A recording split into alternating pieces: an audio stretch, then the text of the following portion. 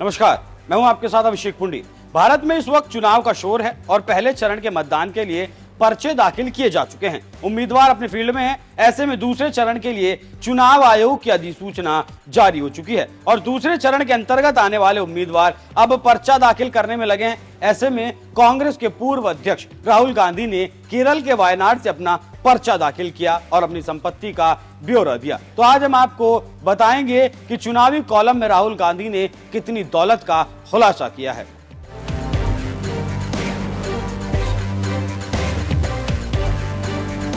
पहले चरण में 19 अप्रैल को लोकसभा की 102 सीटों के लिए चुनाव होगा। उसके लिए उम्मीदवार अपने अपने क्षेत्र में धुआंधार प्रचार कर रहे हैं। इसी बीच दूसरे चरण के लिए अधिसूचना जारी कर दी गई है और दूसरे चरण में आने वाली लोकसभा सीटों के उम्मीदवार अपना पर्चा दाखिल कर रहे हैं और अपनी संपत्ति की घोषणा भी कर रहे हैं। जानकारी देते चलें कि दूसरे चरण में वोटिंग 26 अप्रैल को होनी है। ऐसे में कांग्रेस नेता राहुल गांधी ने केरल की वायनाड लोकसभा सीट से बुधवार 3 अप्रैल को पर्चा दाखिल कर दिया। राहुल गांधी के खिलाफ सीपीआई की एनी राजा चुनाव लड़ रही हैं। उन्होंने भी बुधवार को नामांकन कर दिया। महासचिव डी राजा की पत्नी एनी राजा और राहुल गांधी के मैदान में उतरने से मुकाबला यहां दिलचस्प हो चला है। राहुल गांधी ने चुनाव आयोग के सामने अपनी संपत्ति का भी खुलासा किया। राहुल गांधी ने जो शपथ पत्र दाखिल किया उसके मुताबिक बीते 5 सालों में उन्हें कुल 6 करोड़ रुपए की आमदनी हुई। उनके पास कुल 20.4 करोड़ रुपए की संपत्ति है। राहुल गांधी ने अपने शपथ पत्र में यह भी बताया कि उनके पास कुल नकदी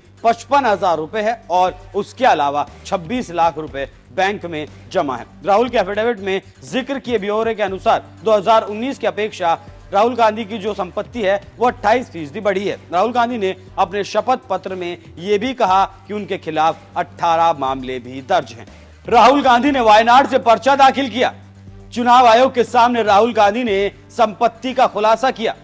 राहुल गांधी के पास 20.4 करोड़ रुपए की संपत्ति, 2019 की अपेक्षा 28% बढ़ी संपत्ति, नकदी 55,000, 26 लाख रुपए बैंक में जमा।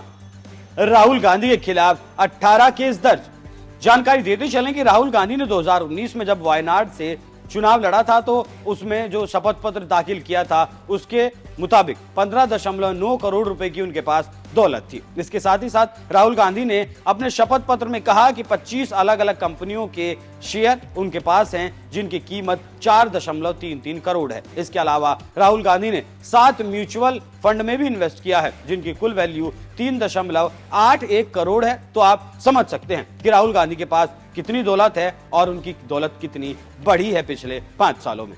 इसके साथ ही साथ राहुल गांधी ने अपने शपथ पत्र में अपनी शैक्षणिक योग्यता की बात की और शपथ पत्र में लिखा कि उन्होंने सीबीएसई से AISSCE की परीक्षा 1989 में पास की। उसके बाद बैचलर्स ऑफ आर्ट्स की डिग्री फ्लोरिडा के रोलिंग कॉलेज से ली। इसके साथ ही साथ राहुल गांधी के पास एमफिल की डिग्री है। राहुल गांधी के पास एक और डिग्री है, वो है डेवलपमेंट स्टडीज की। ये डिग्री उन्होंने कैम्ब्रिज यूनिवर्सिटी से ट्रिनिटी कॉलेज से 1995 में हासिल की थी। तो आप समझ गए होंगे कि राहुल गांधी के पास कितनी दौलत है और राहुल गांधी कितने शिक्षित हैं। अब हम आपको बताते हैं कि वायनाड में क्या समीकरण है। तो कहा ऐसा जा सकता है कि केरल के वायनाड में इंडिया गठबंधन टक्कर दे रहा है और सीपीएम की नेता एनी राजा राहुल गांधी के सामने मैदान में है, जो डी राजा की पत्नी है। ऐसे में देखना होगा कि आगे सीपीएम समर्थन करती है या फिर चुनाव लड़ती है। अब ये कंफर्म हो गया है कि अमेठी से राहुल गांधी नहीं लड़ेंगे और देखना होगा कि कांग्रेस अमेठी से किसे बीजेपी की स्मृति ईरानी के खिलाफ चुनावी मैदान में उतारती है। यहां भी मुकाबला दिलचस्प हो जाता है।